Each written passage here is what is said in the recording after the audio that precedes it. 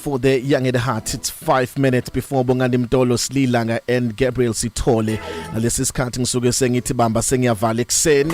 Bamba ke sengiyavala before you start your weekend. Bamba sengiyavala. Ngicela ubambe lamagama engicela ukukutshela wona namhlanje ekseni amagama athi sometimes God's blessings are not in what God gives you, but sometimes God's blessings are in what God blocks for you.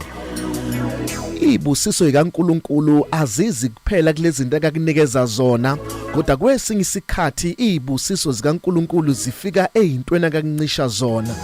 Kwesinye isikhathi ibusiso zifika ezintweni akakunikeza izona, ngakho akumele ukhale ngaso sonke isikhathi makukhona izinto oyicela enkosini ungayitholi. Kwesinye isikhathi kumele umbonge uNkulunkulu ngezinto oyicele kuye wangakunikeza zona, ngoba kwesinye isikhathi isibusiso sifika ngokuthi uphelelwe izinto ezithile, kanti ukuphela kwazo nokusuka kwazo nokulahleka kwazo kuyisibusiso kuwe, ngoba uNkulunkulu esimkhonzayo uNkulunkulu okwazi ukubona izolo, abone namhlanje, abone nekusasa at the very same time. Ukwazi ukubona ukuthi uzoba kuphi in the next 5 years, akwazi ukubona ukuthi uzoba kuphi in the next 30 years, bese kunikeza izinto ngokwala oyakhona.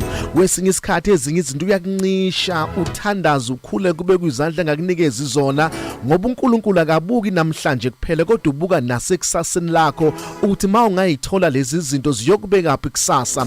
Ngakho mbonga uNkulunkulu ngezinye izinto akangazange akunikeze zona. Kunamanye ama relationship ophume kuwona kanti uphuma kuwona ngoba uNkulunkulu ufuna ungene kwenye relationship ezokwenza ukuthi uthole umuntu ozokuthanda ngendlela ongakaze uthandwe ngayo. Ngakho mbonga uNkulunkulu ngezinye izinto eziphelile nezinye izinto ezikulahlekele.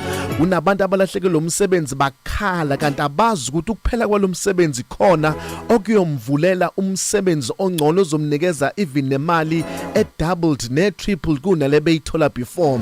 Ngakho eminye imthandazo engaphendulwanga ibonge uNkulunkulu, nezinye izinto onganikezwanga zona zibonge uNkulunkulu.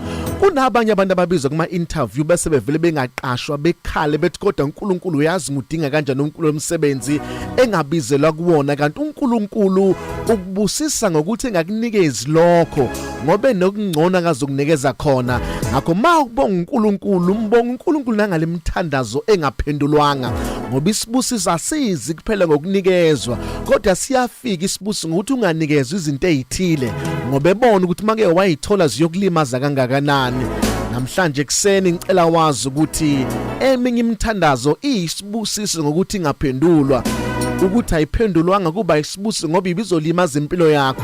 Kunabantu abafuna izinto ezithile uNkulunkulu wangabanikeza ngoba ubonile ukuthi make bayithola lezi zinto ziyoba ukuphela kwabo.